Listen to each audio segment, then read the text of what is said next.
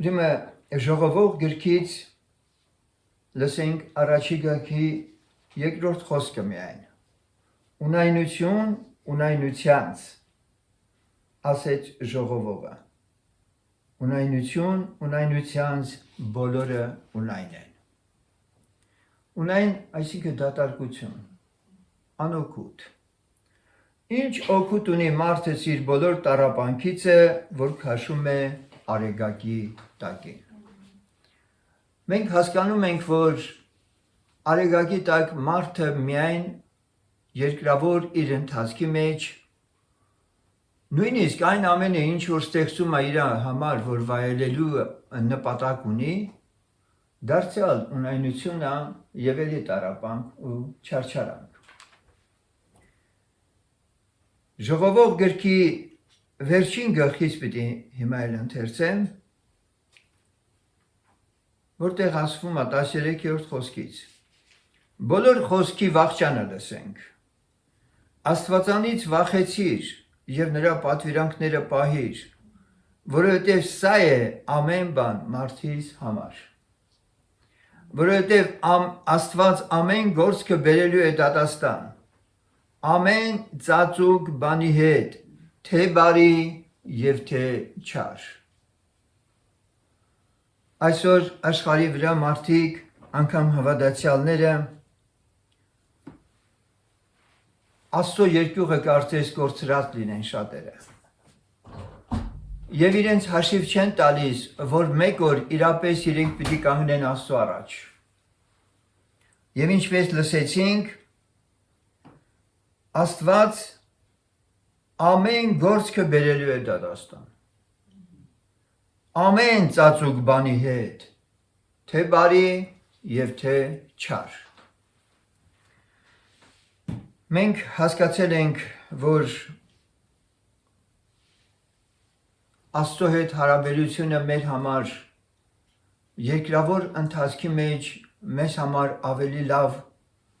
կյանքի ընթացք չէ, որ փափագել ենք, որ Աստված մեր համար անի։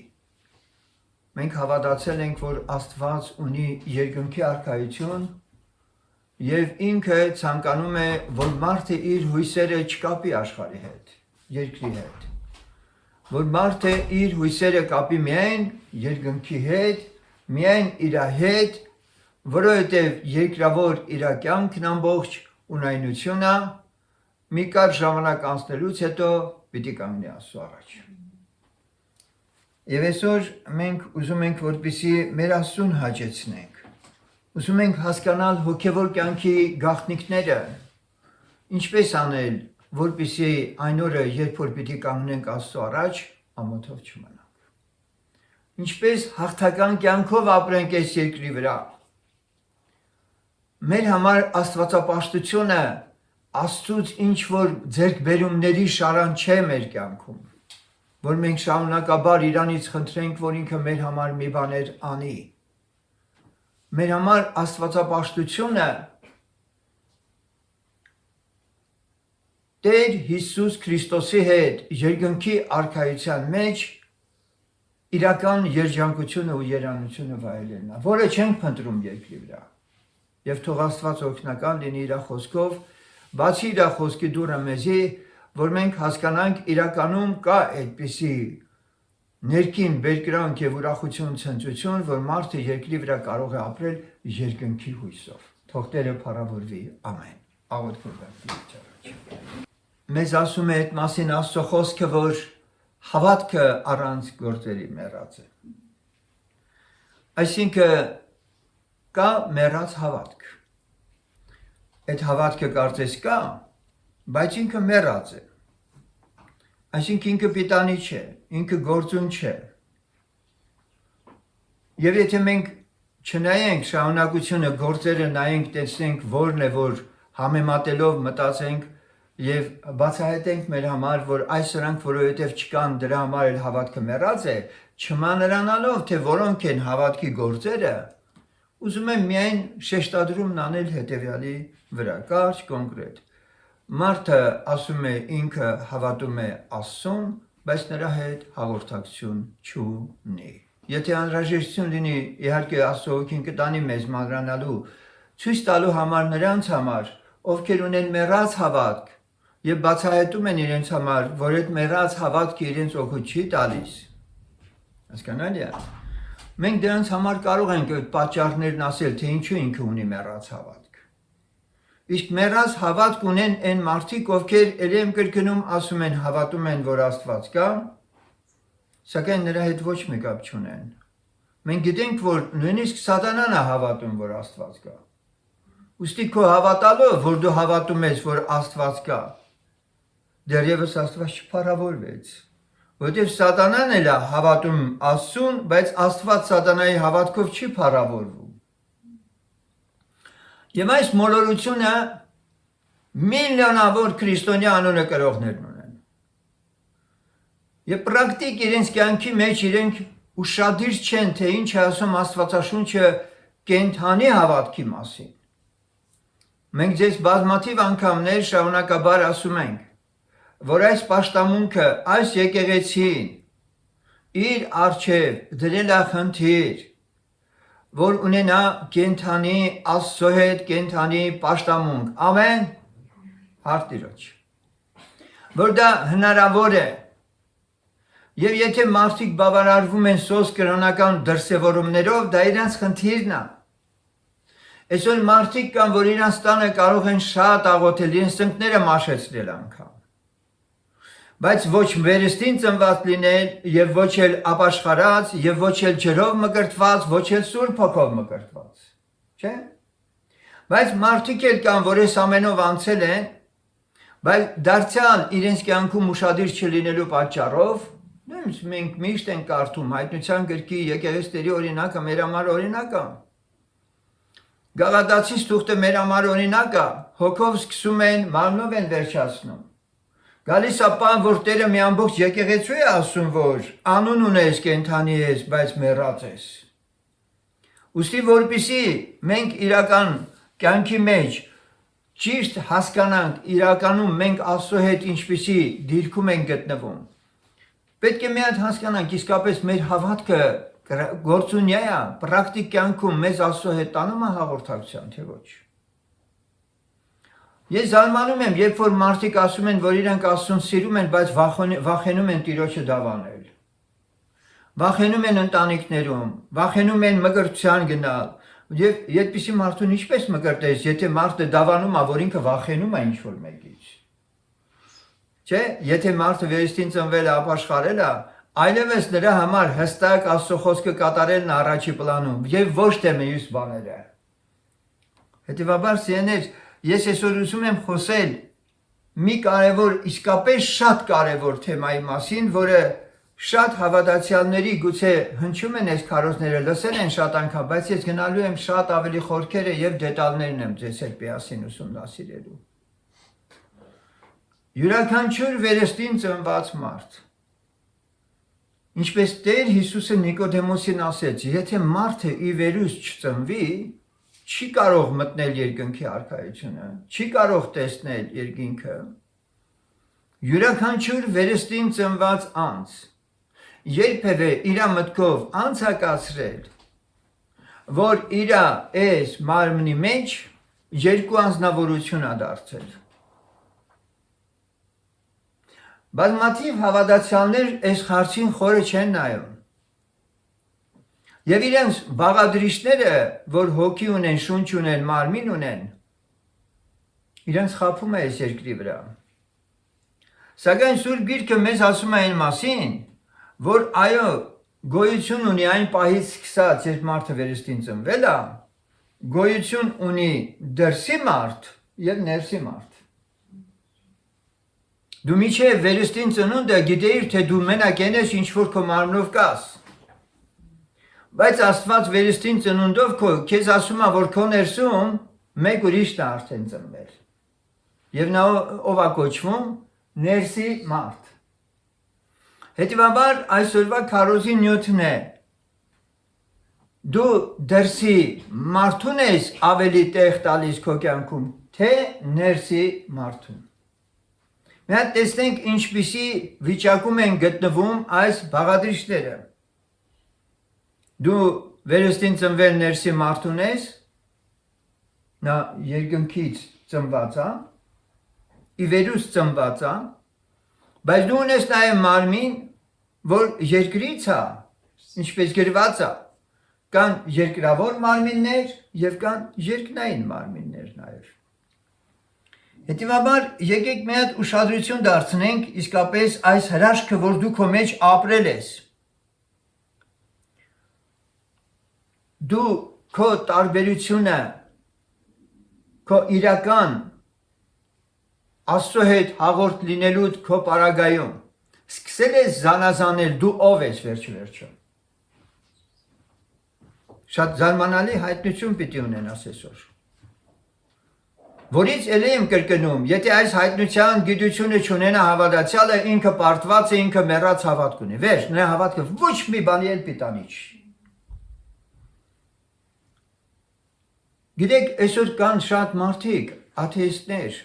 Աստծուն չեն հավատում, նրանք սուտ չեն խոսում, գողություն չեն անում, շնություն չեն անում, բարոյական ինչ-որ մի հատ նորմեր պահպանում են, բայց այդ մարդիկ վերստին ծնունդ չունեն և պիտի դժոխք կնան։ Եվ անգամ իրենց վարքագծով երկրի վրա, որ մարդիկ միշտ արտաքինն են նայում և վարքագիծն են չեն նայում, գուցեև շատ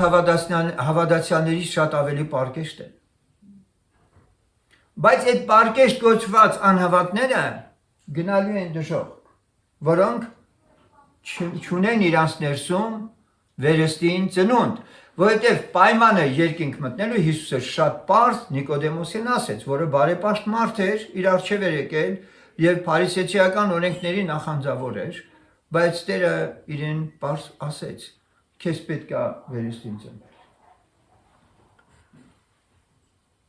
Ուրեմն տարատեսակ մեղքերից ազատ լինելը և մեղքեր չգործելը դեռևս երաշխիք չի, որ դու երկինք պիտի մտնես։ Հիմնական պայմանը վերստին ծնունդն է քո։ Աստված պիտի քո հոգուն հպված լինի։ Աստված պիտի քո մեռած հոգին կենդանացրած լինի իր հետ հաղորդակցվելու համար։ Եթե սա տեղի չի ունեցել, քո կրոնական տարիներով անգամ քո բոլոր արածներդ Աստծո առաջ ոչինչ է։ Սակայն ինչպես է լինում, որ հավատացյալը վերստին ծնվել է, բայց երկրի վրա շրջում է, մտածելով, որ ինքը նա է, որ ես մարմինն է։ Այնչու ինքը երկրի վրա շրջելիս, իր գիտակցության մեջ միշտ չունի, որ իր ներսում կա նոր արարած։ Ինչի ինքը շրջում է աշխարհի մեջ անհավատ աշխարհում շրջող մարդկանց պես, որոնք շարժվում են միայն արտաքինով, նյութապես, շոշափելիքով և այլն և այլն։ Հիմա ես ուզում եմ մեզ հարցը տանք. արդյոք ճանաչում ես քեզ, որ քեզ վերստին ծնվելուց հետո տրվել է մի բնություն, որը հակառակ է քո նախկին բնությանը։ Դու արդեն երկու բնություն ունես։ Եվ այդ երկու բնությունը իրար հետ հակադրված են այլևս։ Այսպիսով, եկեք Սուրբ Գրքից անդրադառնանք մի քանի համարների, մեզ համար պարզելու, ընդ որում Պողոս առաքյալը այս հրաշալի բացահայտումն անում է, մանրամասնորեն է բացահայտում այս գաղտնիքը, նաև ցույց տալիս եղանակը մարդու հաղթանակների և նրա պարտության պատճառներն է բացահայտում։ Հռոմեացից 7-րդ գլխի 22-րդ խոսքում մենք կարդում ենք։ Հռոմեացից 7-րդ գլուխ 22-րդ խոսք։ Որովհետև ես հավանում եմ Աստծո օրենքին ներսի մարդով։ Ես հավանում եմ Աստծո օրենքին ներսի մարդով։ Այսպիսով մենք իմացանք, որ գոյություն ունի իմ մեջ, վերստին ծնվածիս մեջ, ներսի մարդ։ Սա շատ պարզ արտահայտում է։ Եվ 2 Կորինթացիս 4:16-ում կարդում ենք։ 2 Կորինթացիս 4:16 Նրա համար չենք թուլանում, այլ թե մեր դրսի մարդը փչանում է, բայց ներսի մարդը օրեցօր նորոգվում է։ Ահա, այստեղ էլ մենք հանդիպեցինք դրսի մարդ արտահայտությունը նաև, չէ՞, ներսի մարդու հետ միասին մենք լսեցինք։ Նրա համար չենք թույլանում, այլ թեև մեր դրսի մարդը փչանում է, բայց մեր ներսի մարդը օրեցօր նորոգվում է։ Հիմա դու հավատացյալ ես կոչվում, վերստին ծնվել ես, այս երկու ճշմարտությունները կարդում ես Սուրբ գրքից, արդյոք երբևէ դու նստել այդպես խորհել ես ու շատ իր Աստծո խոսքի շրջանակներում, որ դու ունես դրսի մարդ կոչվածը, որը երևացողն է, այո, դա մեր արտաքինն է, ֆիզիկական մեր մարմինն է, եւ դու ունես ներսի մարդ, որը չի երևում, որի մասին գրված է ինքը ծածուկումն է։ Հիմա երկին գնալու է քո դրսի մարդը, թե ներսի մարդը։ Ներսի մարդն է, չէ գնում երկին։ Հիմա ինչքանով ես դու փայփայում ներսի մարդու սրբագենցաղ կյանքով Աստծուն հաճեցնելու, կյանքով ապրելու, ինչքանով ես դու տարված ներսի մարդով։ Այս դրա վրա պետք է մենք այսօր խորհենք։ Եփեսացից 3-րդ գլուխ 16-րդ խոսքը լսենք, որ իր փառքի հարստությամբ պես տա ձեզ, որ զորությամբ հաստատվիկ իր հոգու ձեռովը ներսի մարդումը։ Առաքյալը ինքը բազմաթիվ բաներ է խոսում, 13-րդ խոսքից լսենք, վասն որը աղաչում եմ, որ չձանձրանաք իմ նեղություններում է, ձեզ համար, որ ձեր փառքն է, սրա համար կրկնում եմ իմ ծունկերը մեր Տեր Հիսուս Քրիստոսի հոր առաջին,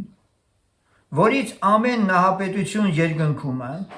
եւ երկրումս անուն է առնում, որ իր փառքի հարստությամբ պես տա, որ զորությամբ հաստատվիկ իմ հոգու ձեռովը, իր հոգու ձեռովը ներսի մարդումը։ Ուրեմն տեսեք ինչ է անում Տեր Հիսուսը, ինչի անտունակ ինքը, ինչ է ուզում անել քո ներսի մարդու մեջ։ Նա ուզում է, որ իր փառքի հարստությունը զորությամբ հաստատվի իր հոգու, Սուրբ հոգու ձեռովը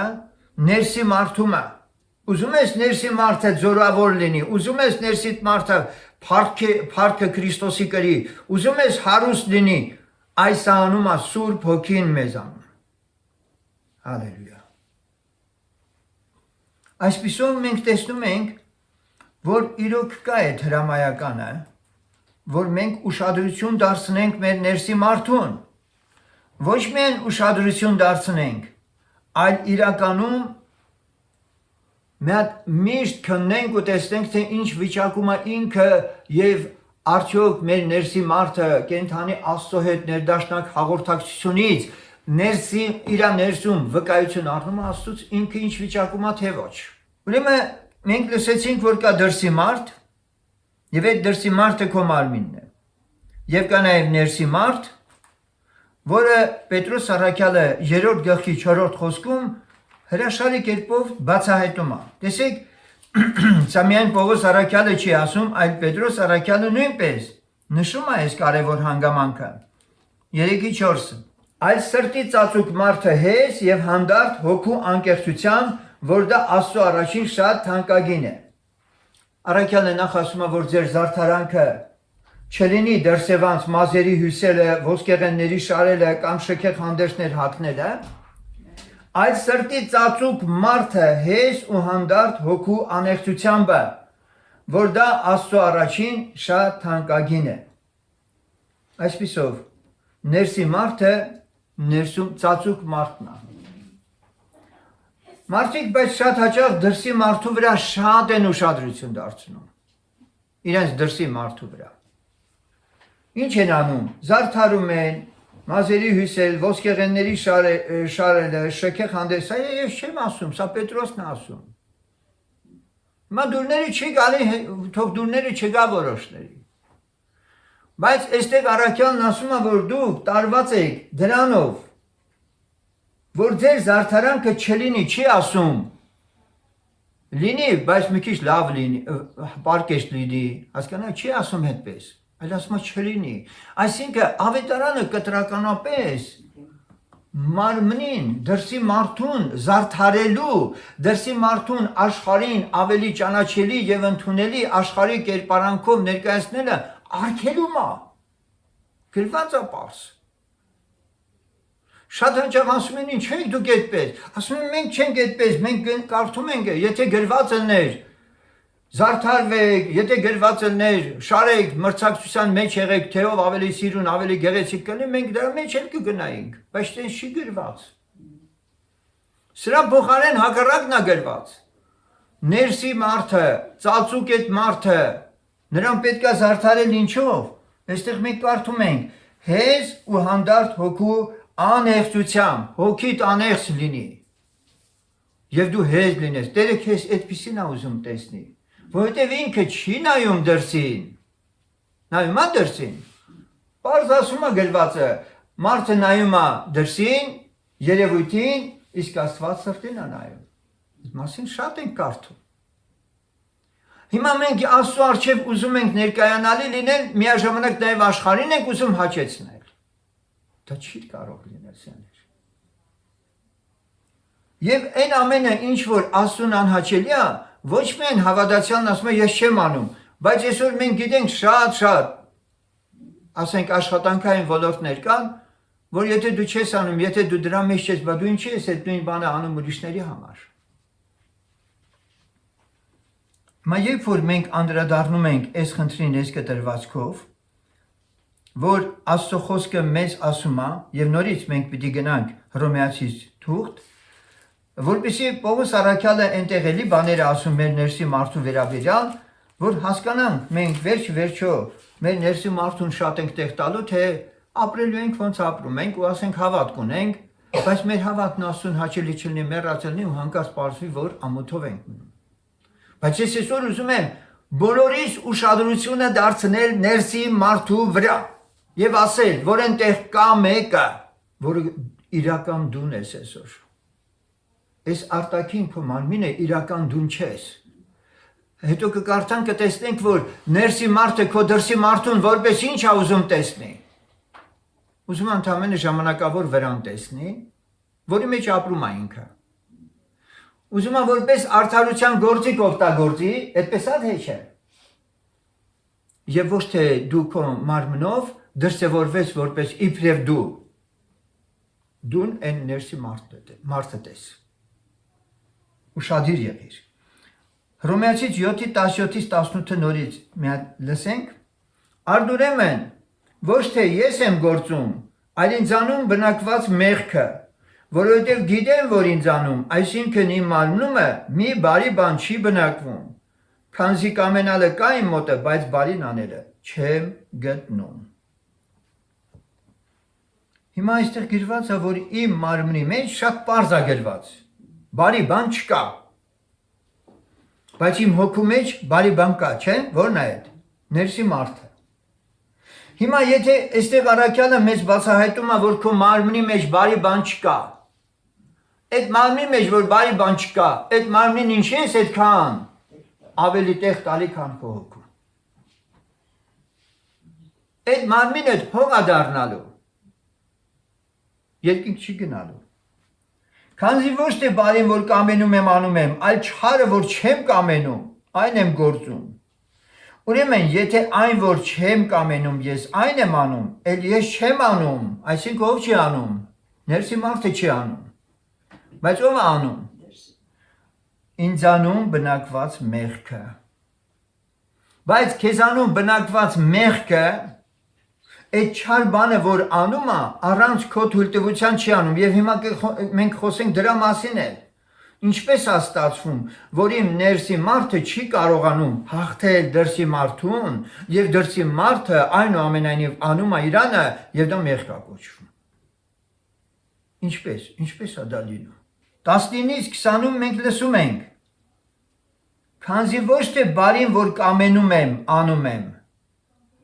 մարդիկ բարին ուզում է կամենում է անել, իր շնչի մեջ Աստծո օրենքը եկել է, բայց մեղքի մահվան օրենքը մարմնի մեջ է։ Քանզի ոչ թե բարին, որ կամենում եմ, անում եմ, այլ չարը, որ չեմ կամենում, այն եմ գործում։ Եվ հետո բացահայտում է, որ ես չեմ գործում, ես չեմ ուզում, բայց մարմինը դա կատարում է։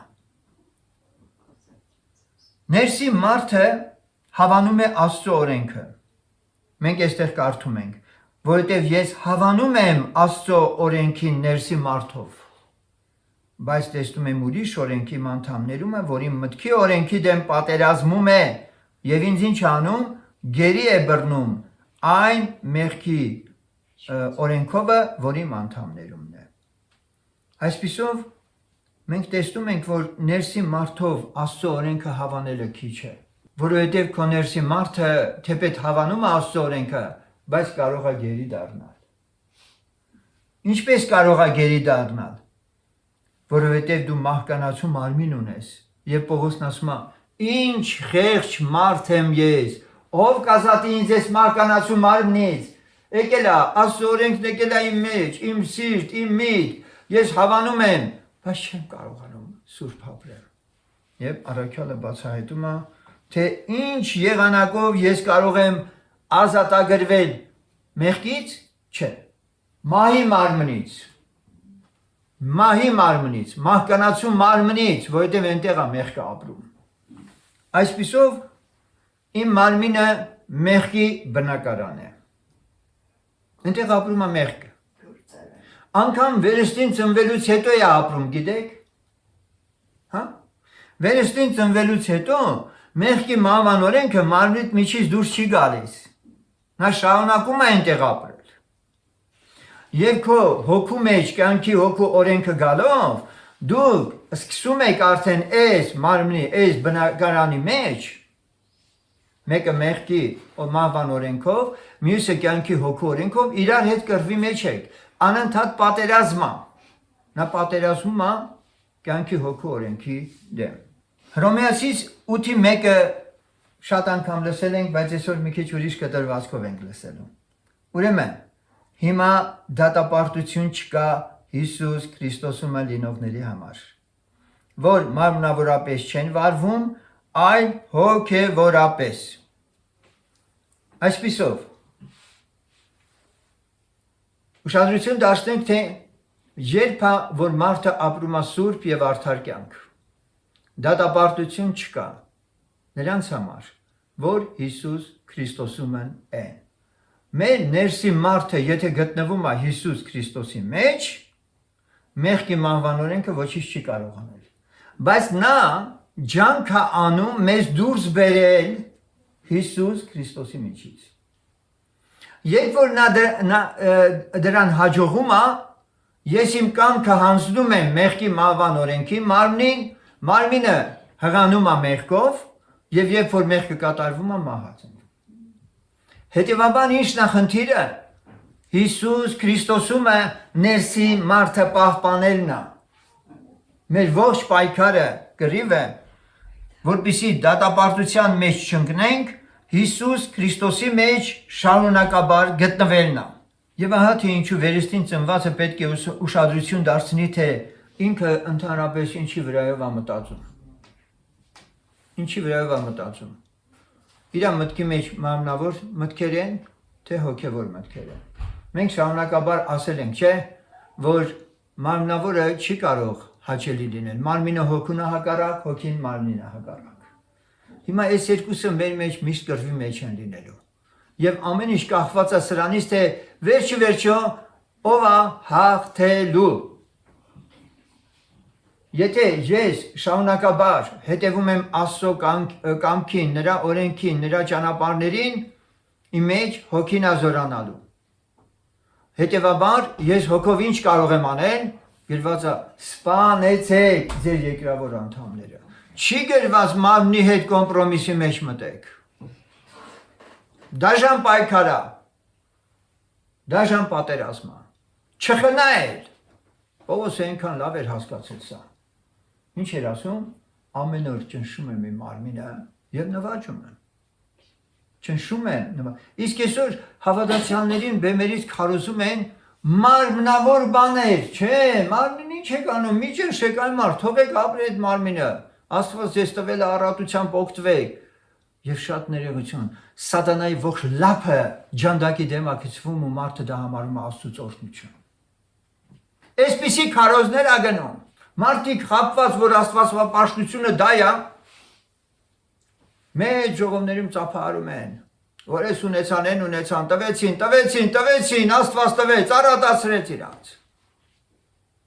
Ինչ մարմնին ճնշել, ոչ միայն ճնշել մարմնին։ Հռոմեացից 8:5-11 լսենք, որովհետև մարմնավոր լինողները մարմնի բաներն են մտածում։ Քարոզեք ուզում հասկանաք, որ նա տերից է։ Առավոտից իրիկուն 40 րոպե խոսում է մենակ, թե այդ մարմնի համար Աստված ինչ է արել։ Հասկացաք ինչ եմ ասում։ Եվ մարդիկ խապված մտածում են դա է Աստվածապաշտությունը, որովհետև մարմնավոր լինողները մարմնի բաներն են մտածում։ Քարոզիչը քարոզում է մարմնի բաներ եւ կարդում ենք։ Իսկ հոգեվոր լինողները հոգու բաները, որովհետև մարմնի խորհուրդը մահ է եւ հոգու խորհուրդը կյանք եւ խաղաղություն։ Որովհետև մարմնի խորհուրդը Աստծո դեմ թշնամություն է, որովհետև Աստծո օրենքին չէ հնազանդում եւ կարող էլ չէ, եւ նրանք, որ մարմնով են, չեն կարող Աստծո հաճո լինել։ Բայց դուք մարմնով չեք, այլ հոգով, եթե Աստծո հոգին ձեզանում բնակված է։ Աստծո հոգին բնակված է ձեզանում, սա Սուրբ Հոգով մկրտությունը չէ, այլ են կենցաղվարությունը, որով ապրել է Հիսուսը երկրի վրա։ Իսկ եթե մեկը Քրիստոսի հոգին չունի, նա նրանը չէ։ Քրիստոսի հոգին ունենալ նշանակում է ապրել նրա հոգու շարժառիթներով։ Ամեն։ Իսկ նա ինչ էր անում։ Նա պալատների մեջ եղավ, նա շքեղ հանդերձներ կրեց։ Նրա տրամաբանությունը երկրի վրա բոլորից հարուստ լինելն էր։ Մենք տեսնում ենք, որ ոչ, ճիշտ հակառակը։ Հետևաբար այսօր մարդիկ իրենք ուզում են հաճեցնել եւ Աստծուն եւ այդպես ասած իրենց մարմնին, իրենց շնչին։ Եվ եթե Քրիստոսը ձեզանում է, ապա մարմինը մեռած է մեղքի համար եւ հոգին կենդանի արդարության համար։ Եվ եթե Հիսուսին մեռելներից հարուցանողի հոգին ձեզանում բնակված է, նույնիսկ են կրկնում, սա Սուրբ Հոգով մկրտությունը չէ։ Թե չէ գրված կներ, եթե դուք մկրտված եք Սուրբ Հոգով։ Այսինքն այդ հոգին բնակվում է, ապրում է։ Բայց այդ հոգին կարա հեռանալ, չէ՞։ Եվ եթե Հիսուսին մեռելներից հարուցանողի հոգին ձեզանում բնակված է, ապա Քրիստոսին մեռելներից հարուցանողը ձեր մահկանացու մարմիններն էլ կկենդանացնե իր հոգովը, որ ձեզանում բնակված է։ Հիմա սեներ, երբ որ մենք այս ամենը լսում ենք, հաշիվ տալիս ենք, որ վերջ-վերջո մենք մեր կյանքի մեջ ներդրումներ ենք անում, կամ մարմնի մեջ, կամ հոգու մեջ։ Դու գիտեք, մարդիկ փող են ներդնում բիզնեսի մեջ, այս մեկեն մեջ շահույթ ունենալու համար։ Հիմա Աստծո խոսքն ասում է մարմնի մեջ սերմողը, մարմնից մահ հնձելու։ Հոգու մեջ սերմողը, հոգուց կյանք եւ խաղաղություն։ Պարզ լսում ենք։ Հիմա այդ քո ներդրումը որտեղ ես կատարում։ Մարմնիդ մեջ է կատարվում այդ ներդրումը, թե հոգուդ մեջ է կատարվում այդ ներդրումը։ Որովհետև շատ պարզ մենք ասում ենք, որ յուրաքանչյուրը պետքա իր արդյունքից էլ հենց քաղի։ Այս ամենը իմանալը շատ լավ է սիրներ։ Բայց եկեք այնուամենայնիվ վերադառնանք կարևոր այս մտքին։ Եթե սերմ նշանակում է արդյունք, պտուղ։ Պտուղ։ Գրված է մեղքի վարձքը մահ է։ Մարմնի մեջ սերմեցիր, մարմնիդ մեջ մեղքը հղանալու է, ինչպես ասացինք, ծնունդը տեղի ունենալու եւ դա տանելու է մահվան։ Հիմա ինչպես վարվեց մարմնիդ հետ, մենք վերջում էլի կլսենք, թե պրակտիկ հոգևոր հաղթանակը ինչպես է տեղի ունենում։ Բայց եկեք սկզբում ուշադրություն դարձնենք այս պտուղ արտահայտությանը։ Շատ հրաշալի կերպով մենք Գաղատացիս թղթում հանդիպում ենք հոգու պտուղ արտահայտությանը։ Հիշում եք, չէ՞։ Հոգու պտուղը որն է։ Այն հոգին, որ հիմա մենք ասում ենք մեր մեջ ներսի մարդ ենք, եւ Աստծո Սուրբ Հոգին էլ եկել է այդ ներսում արդյուն հարստացնելու Աստծո փառքով եւ զորացնելու եւ հաստատելու մեզ, նա նաեւ ուզում է պատղաբեր անի։ Եվ Գաղատացիս թղթում 5-րդ գլխի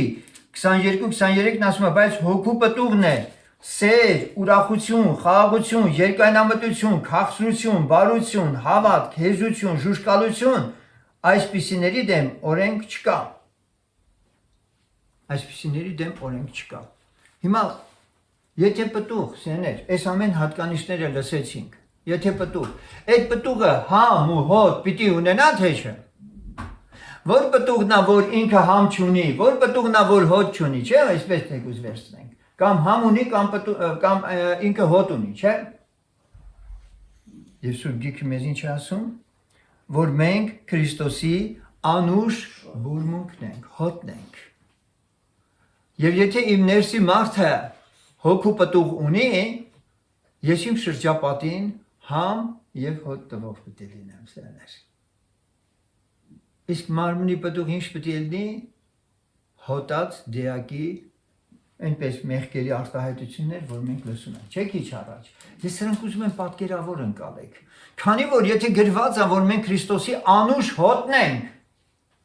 ապա այդ հոտն ենք արտահայտությունը հուշում է, որ մենք պտուղ ունենալով է, որ կարող ենք այդ հոտն ու համը ունենալ։ Ուրեմն 6-րդ գլխում էլ մենք կարդում ենք 8-րդ խոսքում քիչ առաջ որ ես ասեցի, որովհետև ինչ որ մարդ սերմե, այն էլ կհնձե։ Իր մարմնի մեջ սերմողը մարմնից ապակահանություն կհնձե, եւ հոգու մեջ սերմողը հոգուցը հավիտենական կյանք կհնձե։ Դու իսկապես վերստին ծնված լինելով ներսի մարդով միշտ մտահոգված ես այս պտուղը ունենալու այդ հատկանիշները։ Եվ դու ինչ որ կարդում ես, ինչ որ անում ես, քո կյանքում ուզում ես, որպեսզի քաղցր լինես, բարի լինես, հավատք ունենաս, հեզ լինես, ժուժկալ լինես, խաղաղություն ունենաս, երկայնամիտ լինես։ Սրանք քո վերստին ծնված ներսի մարդու պտուղն է։ Վաղուց Աստված սպասում է, որ սրանք դու ունենաս։ Ուրեմն մեր ներսում Աստված ինքը բնակվելով, Տեր Հիսուս ինքը մեր մեջ բնակվելով, ինքը ուզում է, որպեսզի անպայման արտահայտվի։ Հիմա եկեք նորից հասկանանք, որն է ճանապարհը, որ այդ բուրմունքը վերջապես բուրա մեզան։ Գիտեք, այնքան հեշտ է, այնքան կարճ է այդ ճանապարհը շուտ հասկանալ, որպեսզի դու դառնաս բուրումնալից։ Այստեղ պարզ գրված է, որ տեսեք ինչ է ասում։ Դարձյալ Գաղատացից 6-րդ գլուխ, այո, 5-րդ գլուխ 24-րդ խոսքը։ 5-րդ գլխի 24-րդ խոսքը շատ հստակ ասում է, որ եթե դու այս քայլը կատարել ես ու հաստատ սրա մեջ ես, անպայման այս բուրմունքը լինելու է։ Բայց նրանք, որ Քրիստոսինն են, իրանց մարմինը խաչը հանեցին կրքերով եւ ցանկություններով մեզ։ Նրանք, որ Քրիստոսինն են, իրանց մարմինը խաչը հանեցին։ Սրանով լուծվեց մարմնի հարցը թե չէ։ Լուծվեց։ Այնտեղ արդեն ներսի մարդն է գնալով սկսելու զորանալ։ Եթե հոգով ենք ապրում, հոգով վարվինք, սնապարզ չլինենք իրար գրգրելով եւ իրար վրա նախանձելով։ Ուրեմն սեներ Աստված վաղուց սպասում է իր վերստին ծնված զավակներից, որ այդ վերստին ծնվածին նոր մարդուն, ծածուկ այդ մարդուն, որ հեզա, որ Աստծո փառքի մեջ է ուզում ապրել, որ ուզում է հաստատված լինել, որ ուզում է հարստանա նրանով, զորանա Սուրբ Հոգով։ Աստված նայում է, ինչ ես դու անում ներսիդ մարդու համար։ Դրսիդ մարդը թշնամի է քեզ։ Քո թշնամին հարազատները չեն, հարևանները չեն, աշխատակիցները չեն, արդեն դու քո թշնամուն միշտ հետդ ման ես ածում։ Եվ այդ թշնամին քո հոգու դեմ կռիվ անում գիշեր ցերեկ, նույնիսկ քնած ժամանակա կռիվ անում։ Հասկանում եք։ Եվ այդ պատերազմը երբեք դադար չունի։ Աստծո խոսքը նաև մեզ հուշում է, որ դրսի մարդը հաճախ նաև կոչվում է շնչավոր մարդ։ Թե մենք հիմա կարդանք երկու համար ու դուք կտեսնեք, որ իրոք այս դրսի մարդու անուններից մեկը նաև շնչավոր մարդ արտահայտությունն է։ Բայց շնչավոր մարդն Աստծո հոգու բաները չէ ընդունում, որովհետև նրանք հիմարություն են նրա համար եւ չէ կարող էր գիտենալ, որովհետև հոգևոր կերպով են քննվում։ Շնչավոր մարդը այդ դրսի մարդն է նորից, հիմա երկրորդ համարը որ կկարդամ ավելի པարզ կընկալեք, եւ նրան չի տրված հոգևոր բաներ քննելու։ Նա չի կարող, նա չի տրված նրան։ Ինչու՞, որովհետև 15-ի նույն առաջի Կորինթացիս 15-ի 44-ում մենք կարդում ենք այդ մասին։ Սերմվում է շնչավոր մարմին եւ հարություն է առնում հոգևոր մարմին։ Կա շնչավոր մարմին, կա եւ հոգևոր մարմին։ Բարձր չէ՞։ Շնչավոր մարմին։ Մենք շնչավոր միայն հասկանում ենք բանականությանը տրված, այո, բայց այդ բանականության շնչավոր մարմին արտահայտություն սա է նշանակում, երբ մարմինը իշխում է իր շնչին արդեն։ Եվ տվյալ դեպքում այդ անձնավորությունը արդեն շնչավոր մարմնով առաջնորդվողն է։ Բայց շնչավոր տերմինը ծննդոց գրքում ենք առաջին անգամ հանդիպում, հիշում եք։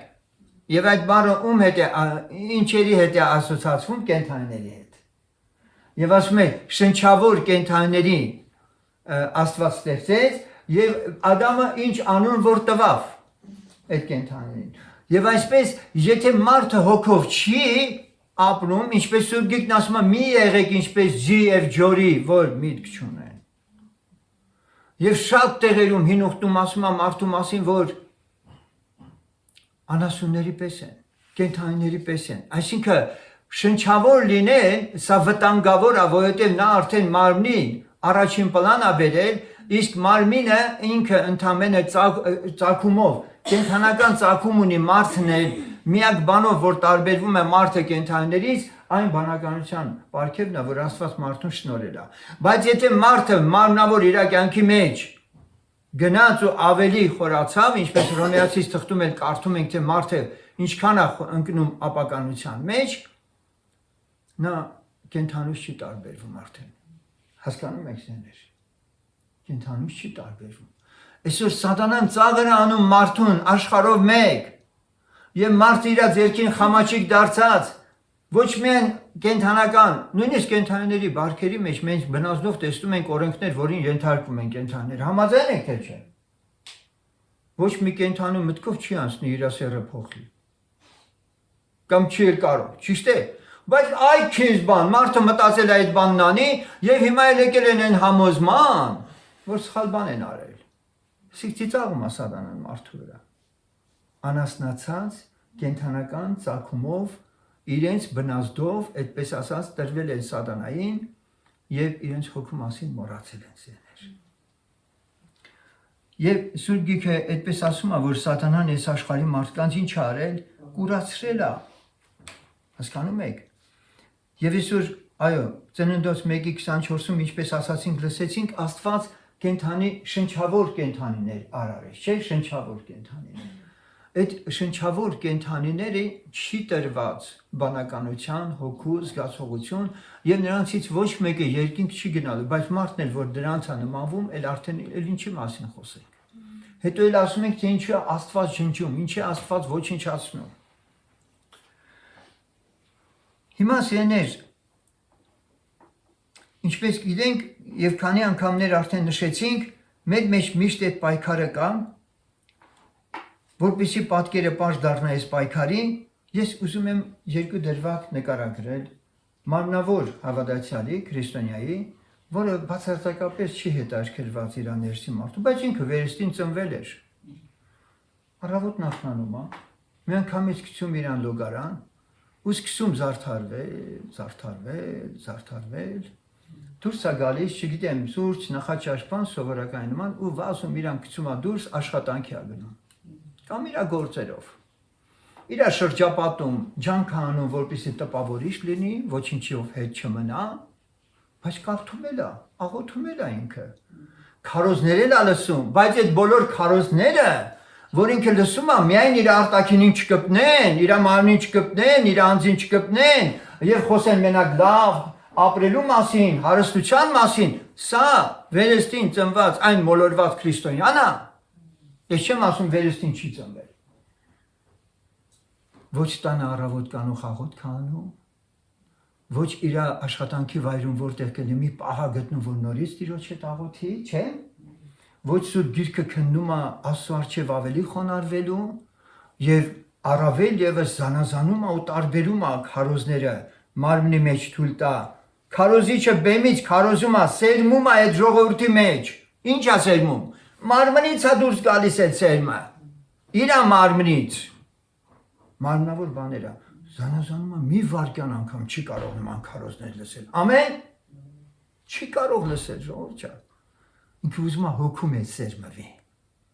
Ինքը ուզում է Աստծո առաջ կոտրված սիրտ ունենա։ Ինքն ուզում է Աստծո հետ հաղորդակցություն ունենա։ Ինքը ուզում է Սուրբ Հոգով լցվի, եւ այդ Սուրբ Հոգով լցվելը ինքը վայելելը պիտի լինի իրա եւ ոչ թե երկրավոր վայելքների ընտրվելը։ Հասկանում եք սեներ։ Ես հանկարծ զարմանում եմ, լավ ասում եմ, այս մոդա կոչվածը, նորաձևություն կոչվածը, ախր միթե հավատացյալը չի կարողանում սա հասկանալ, որ դա հակառակորդի մի հատ պրոֆեսիոնալ, դարերով, հազարամյակներով անցած, ասենք, գայթակղելու մեթոդն է, որ ամեն ժամանակ ճղճղա շոյերով բանեկեք։ Վերջ, ժողովուրդն արդեն մանա գալիս տենց։ Եղունգները դարձրեք մի կես մետրանոց, ես զարմացել եմ, ուղղակի նայում ես մարդկանց ասում եմ, սրանք կենդանի են, թե մարդ են վերջը։ Հասկանում եք, կամ չեմ իմանում, չեմ ասում, որ հավատացյալներն են զբաղվում այդպիսի բաներով։ Հասկանում եք, աշխարհին նմանվելով գնում ենք առաջ։ Եվ հետո էլ ուզում ենք կանգնել Աստծո առաջ ու ասենք, երկինքն էլ ենք ուզում։ Աստված ծաղր չի լինում, ժողովուրդ ջան։ Աստված ծաղր չի լինում։ Պետրոս Արաքյանն ասում է, ներսի մարդը ծածուկում է ձևավորվում եւ ասում է նրան պետք է զարդարել, բայց դուք ձեր մարմինն եք ձեզ համարում, որ դա եք դուք։ Մի խաբվեք, սատանան խաբում է ձեզ։ Ձեր իրական դուն այն հոգին է, որ ձեր ներսում է։ Նրա մասին խորհեք, նրա մասին մտածեք։ Վերջապես սիրելիներ, եկեք այս վերջի հատվածում մի հատ ավելի ուշադրություն դարձնենք։ Սա Տիրոջ խոսքերն են արդեն, սա առաքյալների խոսքերը չեն։ Որ հանկարծ մտածես, դե առաքյալը գիտեք ինչ, սա Կորինթոսի եկեղեցում էր ասում։ Այն մի առաքյալն է, դե ինքը իրանից մի բան ասեց։ Մարդիկ հասել են այն մակարդակի, որ առաքյալների խոսքն են անգամ վերլուծում, ճիշտ է թե սխալ է ասելով, հասկանում եք։ Ես վերջերս լսեցի, որ նշանավոր, հոգևոր, մեծ, կարկառուն դեմ, համալսարաններում դաս տված անձնավորություն է, հսկայական եկեղեցիներ առաջնորդել, հավատքի համար բանտերով անցել։ Կանգնելա ու հայտարարել Հակոբոս Արաքյալի թուղթը Սուրբ Գրքից անեք, այդ գիրքը Սուրբ Գիրք չի, այդ թուղթը Սուրբ Գիրք չի արդեն։ Պատկերացնում եք։ Մատթեոս ավետարանի 23-րդ գլխի մեջ Տեր Հիսուսը մեզ մոլորությունից հեռու պահելու համար, ես շատ անգամ եմ ասել, այս ամբողջ գլուխը, 23 գլուխը, փարիսեցիների համար որ Տերը թողել է, հենց այնպես չի թողել, որ կոպիտ ասած մենք կարդանք ասենք, էսի բամբասանքա փարիսեցիների հասցեին։ Սիրելիներ, չէ, այսօր այդ ոգին մարդկանց վրա իշխում է։ Կեղծավորության այդ ոգին իշխում է մարդկանց վրա։ Եվ այստեղ 25-26-րդ խոսքում Տերն ասում է, իմ ու քո համար է ասում նաև, որ մենք չշփոթվենք, մենք հավատացյալներս, որ ներսի մարդ ունենք, վերստին ծնված ենք։ 25-26-ում գրված է. Վայ ձեզ դպիրներ, փարիսեցիներ, կեղծավորներ, որ մաքրում եք բաժակի եւ սկավառակի դրսի կողմը, բայց ներսևանց լիքն եք հափշտակությունով եւ անիրավությունով։ Դրսևանց ամեն ինչ դրսևանց։ Ես Աստվածպաշտությունը երբեք